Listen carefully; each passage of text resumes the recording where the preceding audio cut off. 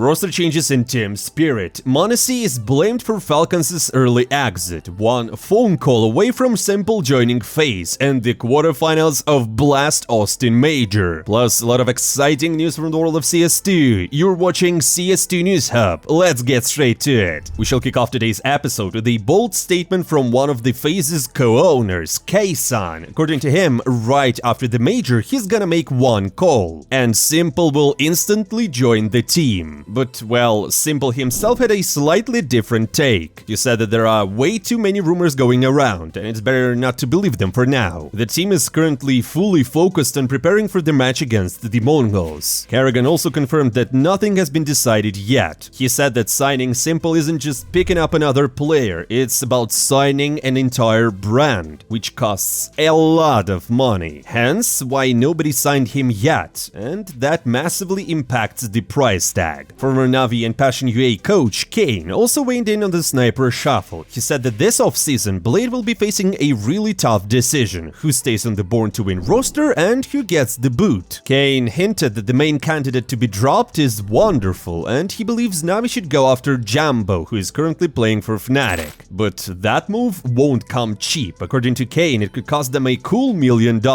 He also mentioned Ime, someone worth keeping an eye on, though he's not sure who exactly will replace him. What about you guys? Who do you want to see in Navi jersey? Don't forget to discuss the new Navi roster in the comments below. Gabe has only released 3 new cases for CS in the last 2 years. Come on, that's just not enough. CS fans deserve something more exciting. Thankfully, the guys at Bounty Stars have stepped up and created an awesome site for opening CS cases. You know how it works. There's a ton of crates, each packed with specific weapons. Pick a case, open it, and claim your reward. Bounty Stars uses a coin-based system, meaning you get the value of the skin credited to your account, which you can then use to buy items in the stores. So you're not stuck with specific weapon, you just can choose whatever you want. And the coolest part is that you don't have to open cases alone. Invite a friend and try case battles to find out who's the true skin guru. Just pick a case, open it at the same time, and the player with the higher value drop wins. Simple but super fun, and most importantly, fair, thanks to the provably fair system. I also recommend checking out the other game modes, because there's a ton of exciting things to do. Bounty Stars is also great because it rewards your activity. The more you play and level up, the more bonuses you unlock, like monthly rewards or 30% cash back. Plus, the website offers super fast skin withdrawals and plenty of deposit options. So don't wait, use the promo code NEWSHUB or follow the link in the pinned comment to grab a juicy bonus from us. See you on Bounty Stars.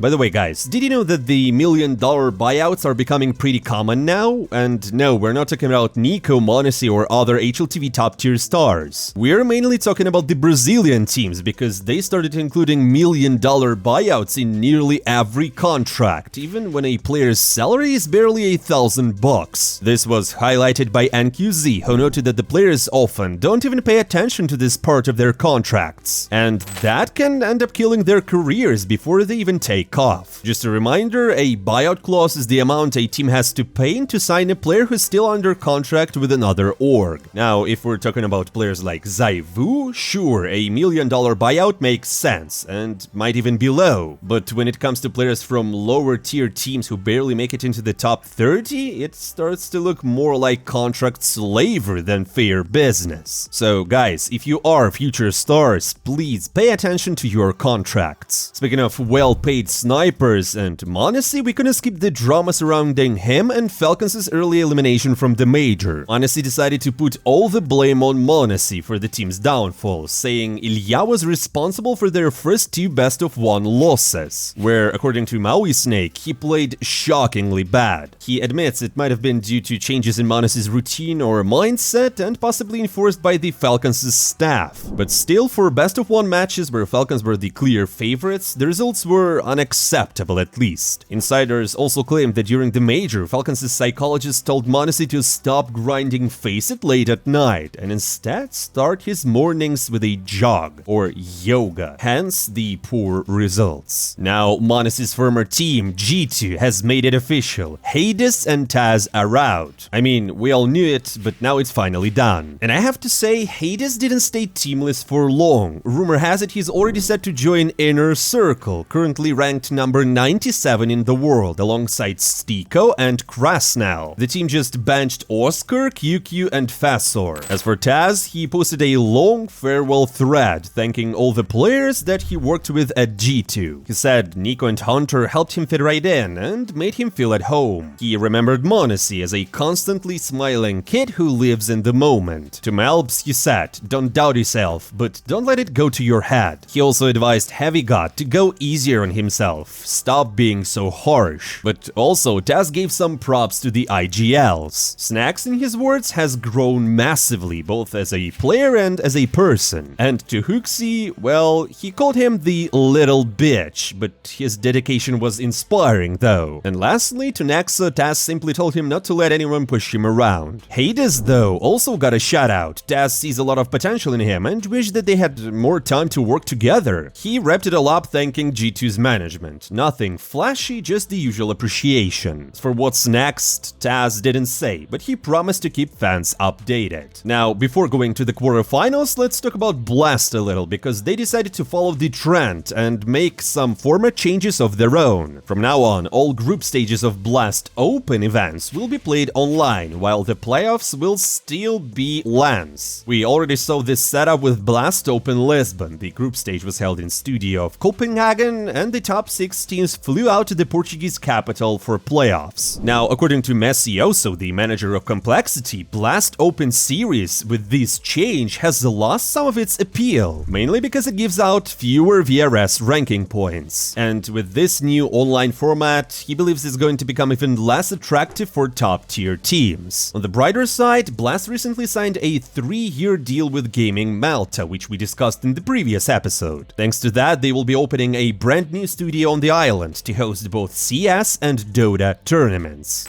Well, and now let's move on to the sweet stuff, the playoffs of the Austin Major, the teams in the arena, the stunning atmosphere. Before the matches, let's take a look at the cup itself, because Blast, we've got some questions. First, instead of a new Complexity logo, there's the old one with a star, and also there's Bestia, although they missed the tournament. But, well, even such shortcomings shouldn't spoil the CS celebration, especially since it began with a battle between MOUZ and Spirit. Before the match, Torji said that they just know how to beat Spirit. They have already played with them before and haven't lost a single game this season, with 2 wins out of 2 tries. It all started on Mirage, MOUZ's pick, and at first, Spirit were as confident as possible, won 5 rounds straight, but then they slipped, and MOUZ were able to equalize the score. Fortunately, due to a good start, the first half went in favor of Spirit with a minimal advantage. After the side switch, MOUZ started to dominate, winning 6 in a row and reaching 11. But Spirit wasn't going to give up one of their best maps, and thanks to Zontex, took the game to overtimes, where a real extravaganza of clutches began. Come closely, guys, because this is gonna be legendary. First, the same Zontex won an important 1v3 at 15-14. Then, at 18-17, Spinks closed out the round for MOUZ solely and transferred it to another overtime. Continued to destroy, and his Quadro brought MOUZ ahead. Chopper tries to escape, Donk is on the scene, and he's not gonna waste a moment here, it's blood in the water. Spinks with the answer. This is a 2 versus 5. Sent against them. Magixx back from behind triple. Spinks a quad kill needed. 3 frags deep. 15 seconds. The AG. Oh, rock solid.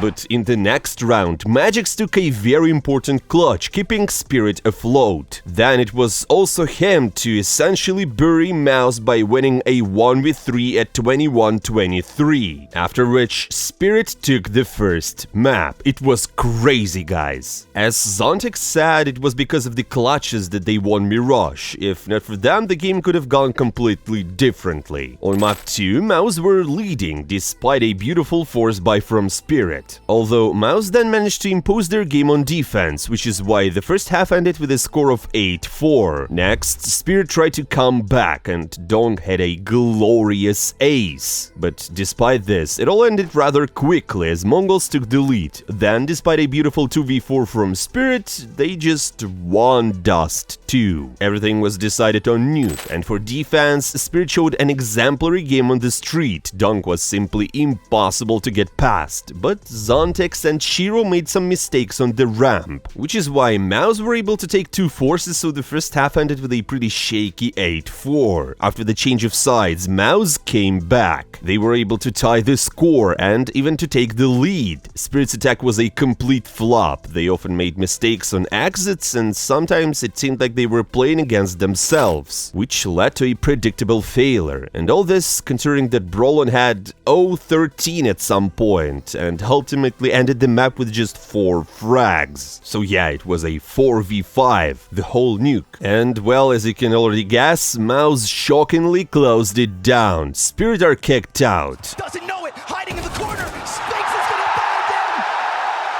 And by God, they've done it. After the victory, Torju was happy to destroy our pick'ems. First of all, I just want to say, fuck your pick'ems! Yeah.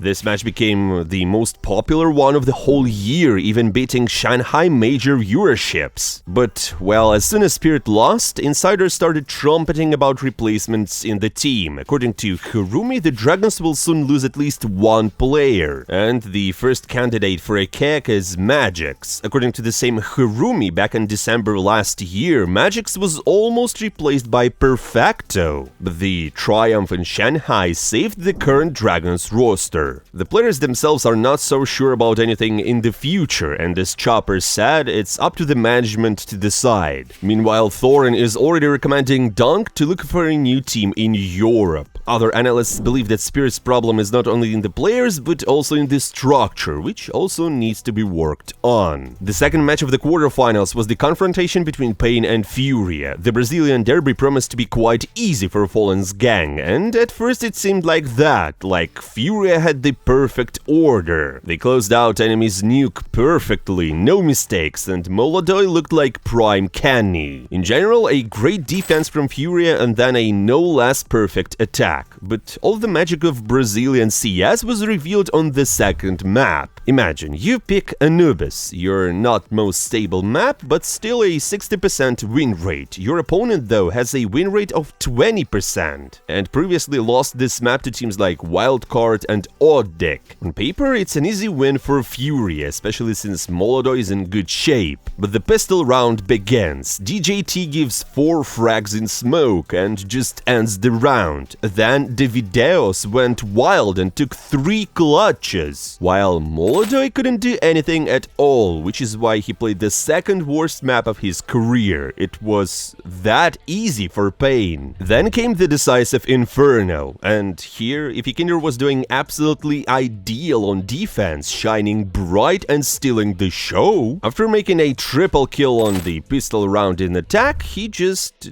disappeared at all. In all other rounds, including overtimes, he was just there picking and dying, without any trades or frags. Totally. And what's even funnier is that FURIA regularly went to the A side, which Pain regularly stacked. FURIA's actions felt clinically insecure, and constant mistakes led to Pain coming back on defense, bringing the game to overtimes and there closing it out. Yeah, Fallen's gang is eliminated. Thus, both teams that passed the group stage with a perfect 3-0 were eliminated in the quarterfinals. And by the way, it was the same at the previous CS2 majors. So to all you teams in the future, just don't go 3-0 without defeats in the group stage, because then you will just be eliminated in the first match of the playoffs. It's my advice to you. Now, day 2, and here we've got some crazy matches. First, Navi versus Vitality, map 1, Mirage. The pistol round goes to Vitality, after which Navi almost took the force, but MOUZ in style denied them, winning a 1v3. After that, it was pure chaos. Vitality wasn't looking that confident. Sometimes they just gave up stupid rounds like 4v2 or making mistakes in calls, especially when Navi abruptly changed the pace. But ultimately, Vitality got back together and the first half ended with a tie. But as for defense, Navi looked poor. They gave away 5 rounds straight and lost the map. Next we had Nuke, and Vitality looked like kings. Even in the attack, when ZywOo tried to save, he managed to knife wonderful. But by the end of the half, Navi were able to take 2 rounds and the gap was close. 5-7. It's a good score to come back from, but the beginning of the second half didn't work out. It was easy for Vitality and 10-5, although Navi managed to tie it, so it was 10-10, pure cinema. We've got some crazy stuff. Then it came to 12-11, 1 round before overtimes, and Navi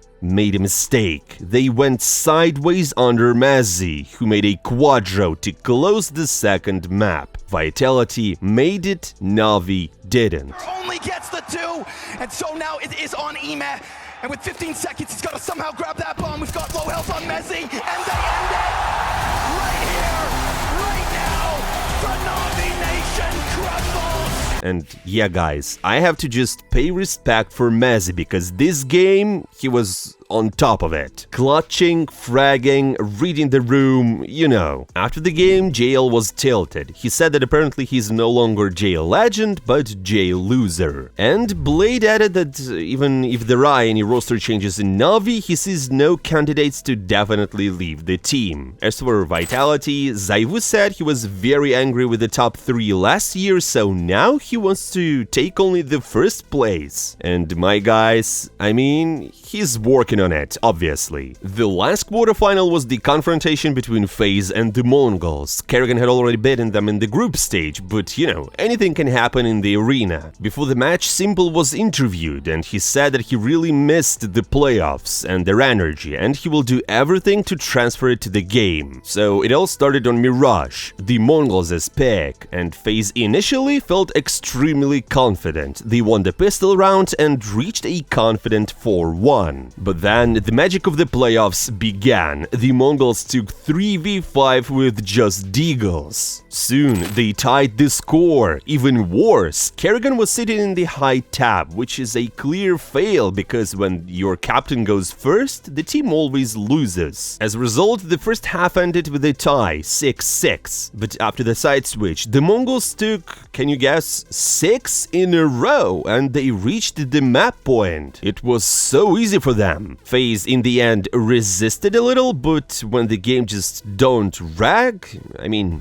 what can you do? So it was 13-9. 9-10. We got an aggressor, and Simple, oh, he's missed it! He knows what's up! No scope required! He's let it go!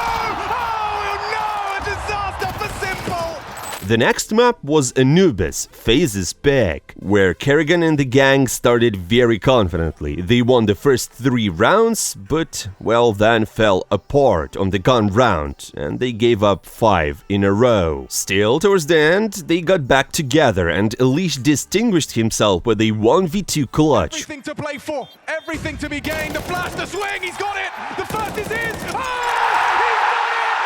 The star stands up on home soil and gives FaZe the edge as we head to halftime! Which is why the first half ended with the score 7-5 in favor of FaZe. Although after the side change, the Mongolz won the pistol round and the force buy, which is why the score was tied. FaZe responded to this with the series of 2 rounds, again going ahead, but the Mongolz wisely saved up to get a full buy and win 4 in a row. FaZe had to come up with something, and they decided to rush B through connector with several flashes, which, you know what? It helped them. They won 2 more rounds. But then it all just broke. The Mongolz got the last 2 rounds, mostly generally thanks to the great game from 9-10. But anyways, FaZe lost it. They're out. Only the one from Frozen. It could all end right here and now at the hands of the 9-10 sniper.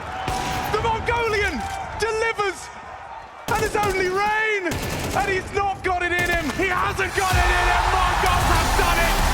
They slay the old gods in this generational clash.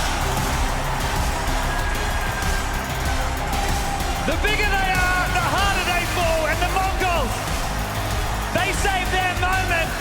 For the biggest, the baddest, and the best events, the major is where they find their stage breakthrough. After the game, Simple said that the stage influenced them a lot, and he himself didn't feel the game. This is also confirmed by the numbers, because Simple became the worst player of the entire playoffs. Even worse than Chopper, Apex, or Alexi B. Can you imagine, guys? I guess the GOAT slipped. Later, Simple said that he wasn't ready to give up yet, and apologized to the fans for the bad game. Karrigan, meanwhile, said that in the last game, in the group stage, Mongolz gave them a chance, but in this one everything was the opposite and their mental state was very low, whatever that means. And also the last American player left the tournament. The Mongolz in turn broke the record because for the first time ever a team from Asia took at least the top 4 at a major. So congratulations to Blitz and the gang. My friends, the quarterfinals were crazy. If you've got something to tell us, just let us know in the comments below, and also don't forget to like the video and follow our channel. We've got a lot of hot stuff at the Austin Major ahead, so I'm not saying goodbye for a long time. See you soon.